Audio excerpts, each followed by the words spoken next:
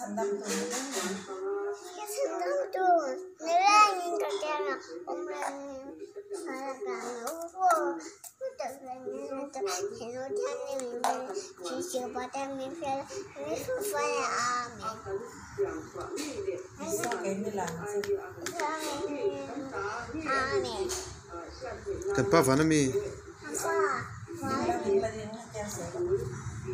Ba, Bonnie, mình nhớ là sẽ em một khi nó sẽ giúp bài mình nghe rồi sẽ mình chỉ rồi sẽ